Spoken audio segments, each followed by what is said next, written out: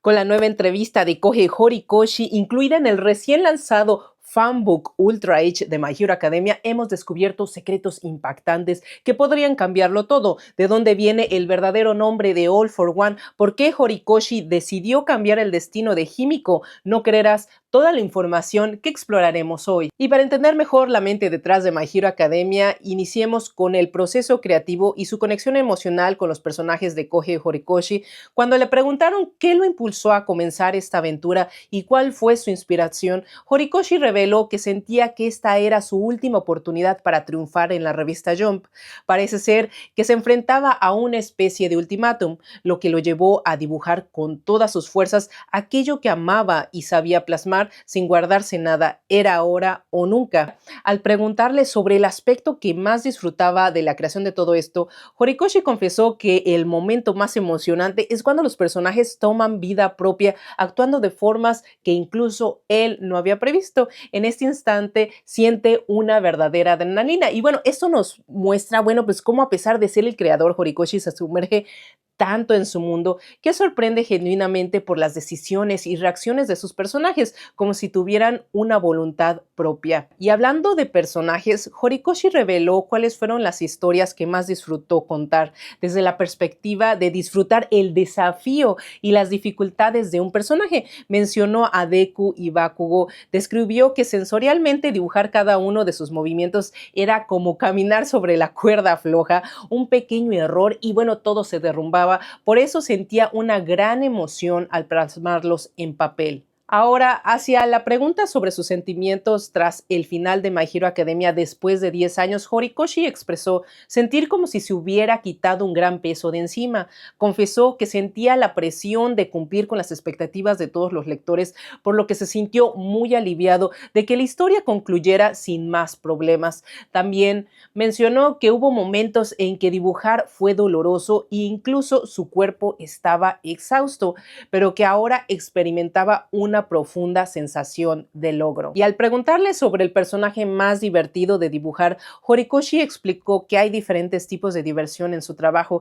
Desde una perspectiva de diseño, disfruta dibujar personajes que presentan un desafío en cuanto a su equilibrio, especialmente aquellos con una apariencia muy peculiar y una personalidad difícil de predecir, como por ejemplo mencionó que decidió dibujar a Mirko con la idea de que fuera un personaje que simplemente se viera genial en las batallas, actuando sin restricciones ni ataduras. El fanbook Ultra Age también nos regala un diálogo fascinante entre Horikoshi y sus editores, ofreciéndonos una visión única del proceso de creación de la trama y la significativa influencia que tuvieron estos últimos en su historia.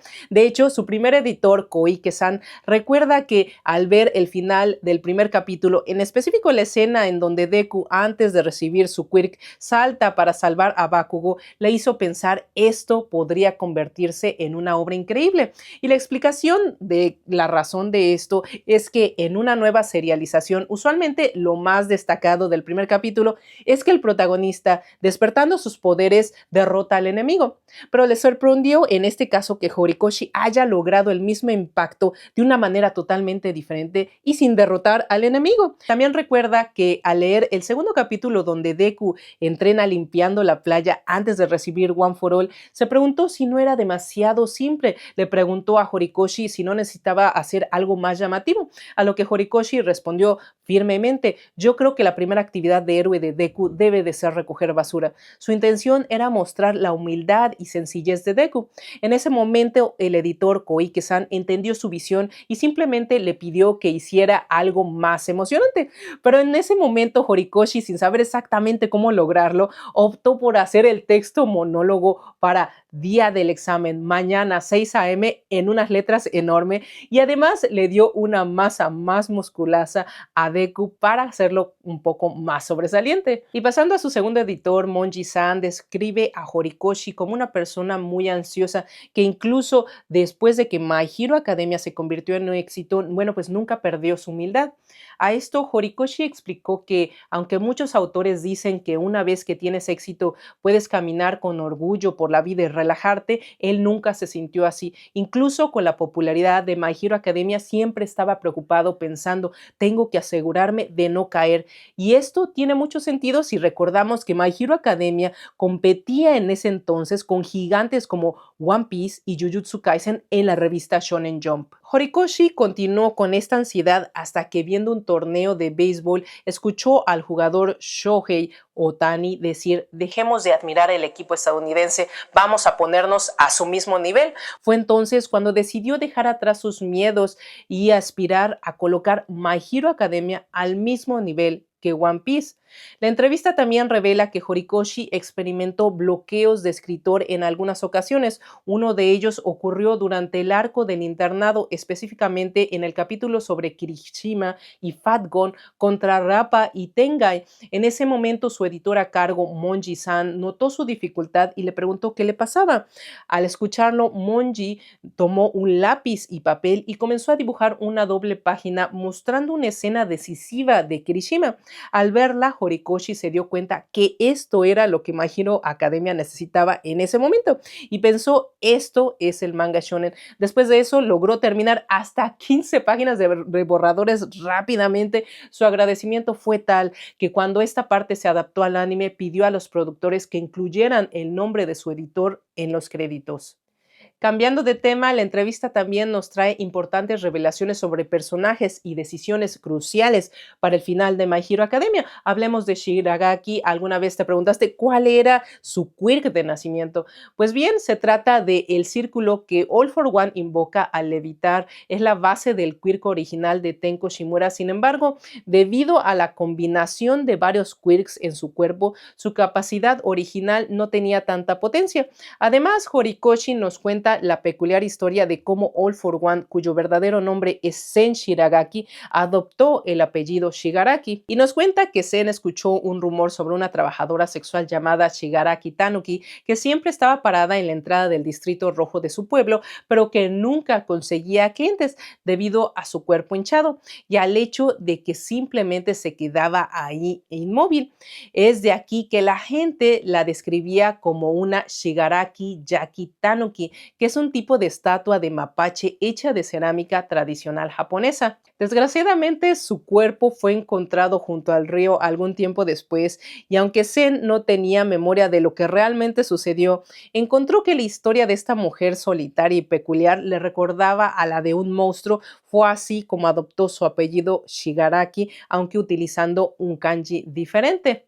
Horikoshi en el fanbook nos revela que dicho planeó revivir a Bakugo desde el principio, pero solo quería que Shigaraki lo matara para mostrar lo poderoso que se había vuelto, por lo que Horikoshi le preguntó a su editor en turno, que era Imamura-san, si estaba bien hacerlo, y su editor dijo que sí, para después Horikoshi decirle que tardaría un año más o menos en tiempo real antes de que Bakugo volviera a lo que es el manga. En ese momento el editor le dijo: es tranquilizador para mí, pero ¿y los fans podrán esperar tanto tiempo?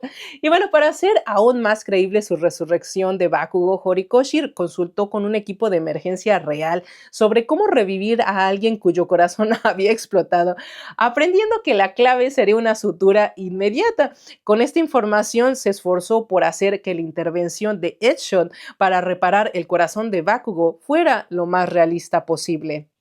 Y con respecto a Himiko Toga, Horikoshi revela que su destino original era muy diferente a lo que vimos, ya que no iba a morir, sino que sería arrestada e iba a vivir el resto de su vida en prisión. Sin embargo, a la mitad de la historia decidió cambiar radicalmente este plan.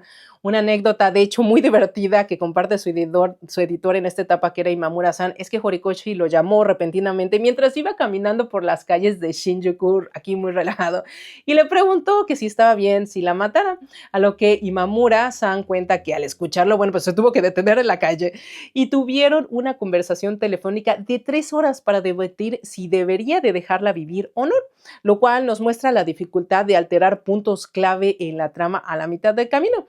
También comentaron una de las ideas que exploraron si Toga sobrevivía. Una de ellas era que Ochako regresaría al bosque donde lucharon y dejaría una jeringa con su propia sangre para que al día siguiente la jeringa, bueno, pues desapareciera apareciera dando la sensación de que Toga seguiría viva en algún lugar. Sin embargo, considerando que esta era una salida muy fácil sin que Toga realmente asumiera la responsabilidad de sus actos, Imamura finalmente permitió que Horikoshi la matara como una forma de expiar sus acciones. Curiosamente, esta decisión resultó en un capítulo extremadamente bien recibido por los lectores.